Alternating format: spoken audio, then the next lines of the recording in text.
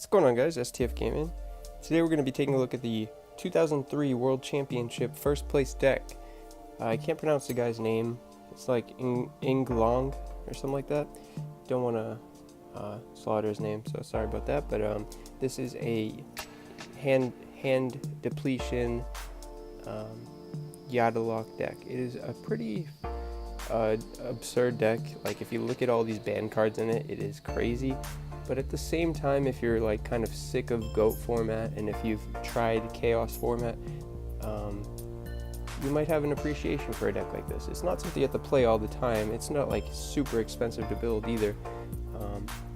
I'm trying to build a lot of retro deck profiles, so this is just one I saw. I thought it'd be interesting to build, and yeah, here's the deck list. If you guys want to hear my explanations on all of these cards, you can stay tuned for that. Quick note before we get into explanations, I remember this format probably more than I would any other format. I was at my local. I remember I summoned a Mystic Tomato and I attacked into my opponent's face down monster. It ended up being a Donzalug. I had to discard a card from my hand, and I knew right there that I was going to build this deck right after that. So let's get into the deck explanation.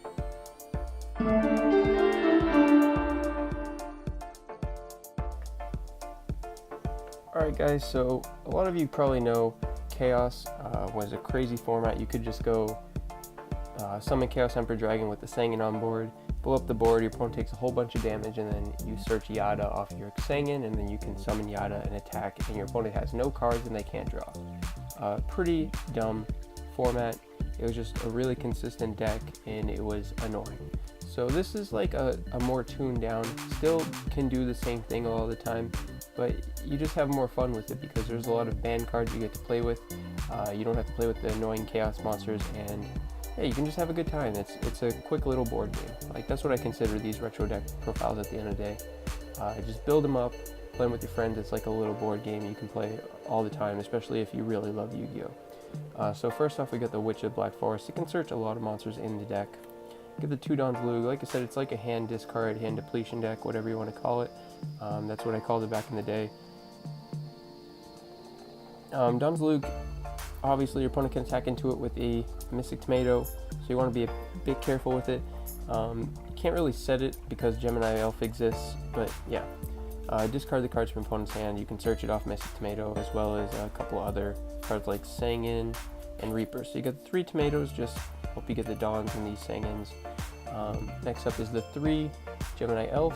Gemini Elf is a beat stick. It is one of the only monsters with this much attack. I don't remember if this is the only monster with 19 at the time.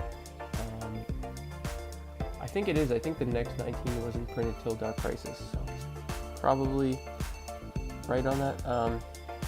You have Mechanical Chaser, but that was really expensive, and it only had 1850, so it didn't matter once this came out. Also, this was like maybe 30 bucks or 40 bucks back then. I think it was 40 bucks, yeah. So these are not easy to come by. Makes sense though. Biggest attack points. Got Jinzo. Makes sense with that. You got Tomato to make it tributable easy. Negate their trap cards. Serpent. This is good in like every format. It's legal. Just like the SeriousTreebornFrog before SeriousTreebornFrog. Really good with Graceful. Yata. For those of you who don't know what it does, let's read it real quick. Cannot be special summoned. Returns to your owner's hand during the end phase of the turn that it was normal summoned or flip face up. And when it inflicts battle damage to your opponent's life points, your opponent skips to the next draw phase. So the ideal play with Yata is, you discard their hand pretty low, and then you can keep attacking with Yata, and your opponent can't draw, so they're stuck with the only cards they have left, and hopefully you can just beat them poking 200 a time while they can't do anything in return. Fiber Jar, that's a nice reset card.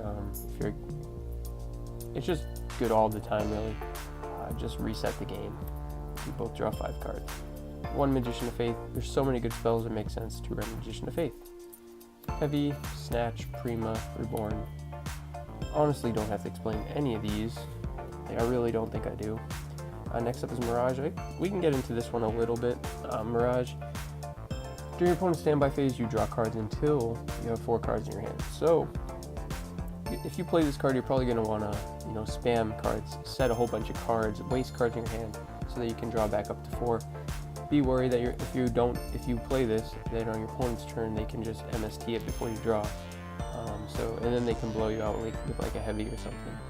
But another reason this is good is because if you want to set a whole bunch of traps and your opponent doesn't have the MST, you can play this, keep drawing, and it kind of makes your opponent not want to heavy it, because the second half of the effect is during your standby phase you have to discard the same amount of cards you drew randomly. So really good with Serpent, really good to, it's kind of like gives your opponent, I guess it makes them not want to use removal on your board because this card exists. You get the 3 MST because if you can draw this on your turn, you can MST your Mirage, and all of a sudden you don't have to discard the cards, you just MST it.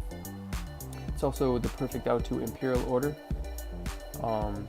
If you want to regek your opponent's board and they Imperial Order you, sometimes you're going to feel pretty miserable about that. So if you have that MST saved up, chain it to the Imperial Order, all of a sudden it doesn't negate your regeki. Really good against Snatch, Prima, like any other format, good against Call, good against Imperial. Regeki Heavy, probably one of the only formats you're going to see these two together. These cards are insane, especially in this format. I really don't have to explain this stuff. All these ban cards were banned for a reason. These cards, I'll explain. Again, we're trying to get our opponent down to 0 cards in hand so they can't do much, make it as uninteractive as possible. These are really going to help with that. Graceful, just get through your deck, get to those discard cards, get to the Serpent, Regeki, just all the powerful cards. Look at this card. I don't even remember playing this card. This card's been banned since like forever. This card is so good, and the artwork is so cool. Change of heart, take your opponent's monster, do whatever you want with it. They're gonna get it back at the end phase. It's pretty much you can take face down cards, so pretty cool. You can take like a Magician of Faith, flip it up, and get the Change of Heart back. So it's like you negated their flip effect, and you didn't even use Change of Heart. Really good. Pot of Greed, it's Pot of Greed, Dark Hole. So as you can see, so many powerful spells. A reason why I would even consider playing this format is because, you know, draw power's fun, discard's fun. Maybe not fun to play against, but yeah. And then we got the traps. We have this card. Have you ever even read this card? Yeah, it was actually pretty good back in the day. Assuming they don't draw like Sinister Serpent, this is going to put in some work. Hopefully we get our opponent down to 0 cards, 2 cards, and then we can drop off what they draw, and all of a sudden it's another discard spell. If we got our opponent down to 0, it's kind of like a pseudo Yata Garasu. Like, maybe we're just stalling to draw into the Yata. Drop off can get you there, hopefully get you to the Yata. Get your opponent 1 less turn so you can try and draw the Yata. And then, you know, some staple traps. Imperial Order is obviously insane. Typhoon's the only out. And yeah, that's the deck profile. Don't have too much to say about this deck. Everything literally explains itself. Just discard your opponent's hand. Nice little deck to play if you have the cards and you want to try something new, not going for it. Thanks for watching, guys. Don't forget to subscribe, give the video a like, and comment what you want to see next for deck profiles. Peace out, guys. Peace.